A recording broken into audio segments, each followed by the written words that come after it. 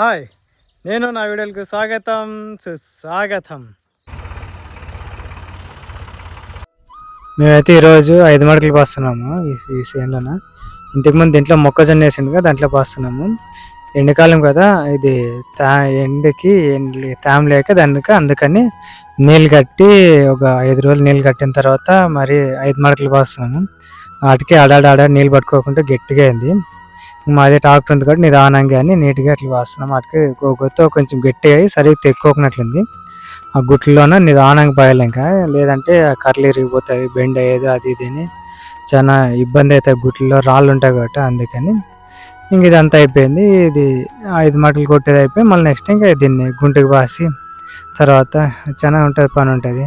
ఇది పంట అంతా అయిపోతే మళ్ళీ చెనక్కి వేసుకోవాలి. ఇది కొన్ని రోజులు ఎండకి భూమి కొలాల, అందుకే ఇంకా ఇటుగట్లు పాస్తున్నా. ఇంకా ఎండ ఎక్కువైపోయింది. ఎండ ఉన్న దానికి ఇంకా కొంచెం నీడికి వచ్చి వీడియో తీస్తున్నాను.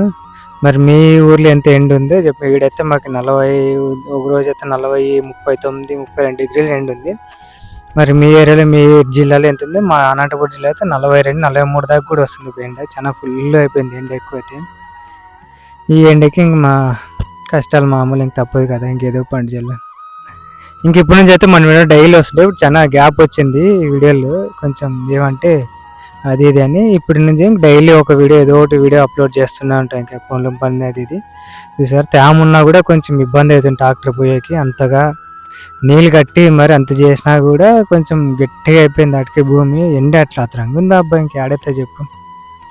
ఇంక ఇప్పటి నుంచి అయితే ప్లీజ్ సబ్స్క్రైబ్ చేసుకున్న ఛానల్. ఇంక ఇప్పటి నుంచి ఫుల్ ఇంకా డైలీ ఏదో ఒక వీడియో మీ ముందుకు వస్తుంటుంది. Please subscribe and like and share.